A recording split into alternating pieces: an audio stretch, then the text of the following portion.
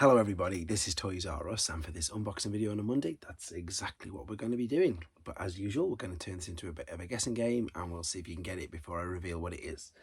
So, what we've got here, it's a Generation 1 figure. Yeah, it's definitely a Generation 1 figure. However, this also came out in Generation 2 as well. So that means that it's one of the much later on figures that was released. Sometimes they're also known as Generation 1.5 as well.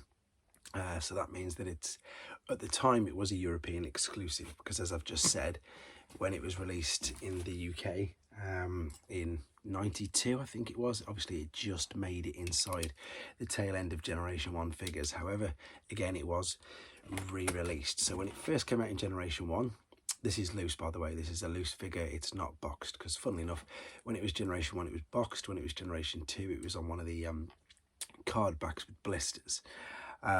These are quite interesting figures, to be fair. They're quite fun. They obviously have some sort of mad colour scheme going on with them. This one does actually transform though, so it actually does transform, so it's not an Action Master. It is an Autobot, and there were two Autobots and there were two Decepticons, which sort of had the same sort of gimmicks which these guys have got. Pretty clever, to be honest, pretty clever little gimmicks that they had.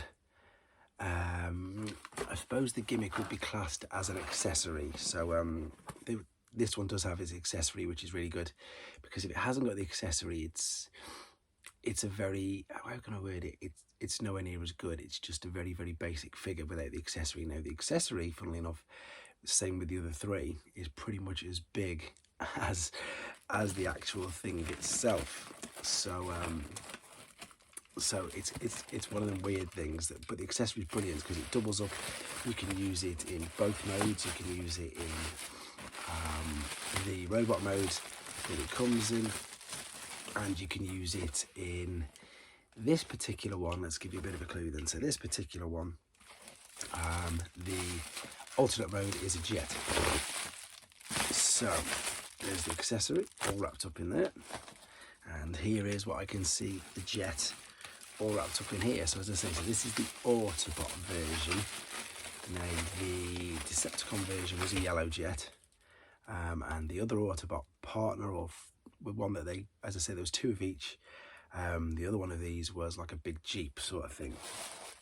So I think we're pretty much narrowing it down already. But again, most people don't really know these because the European exclusives were a little bit elusive in the rest of the world for obvious reasons.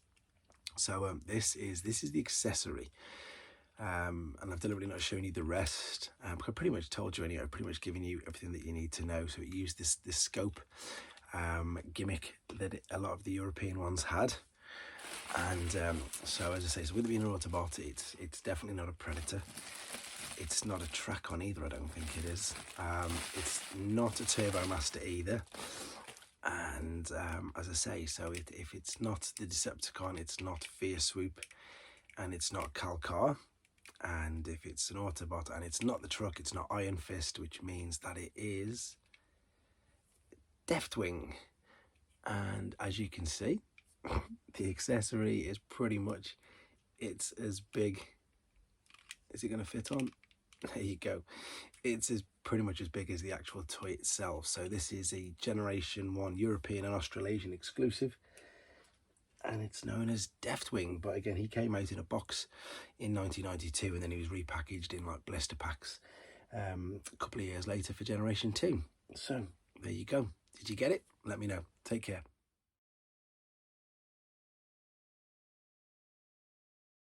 Thanks for watching. Like and comment, and don't forget to subscribe.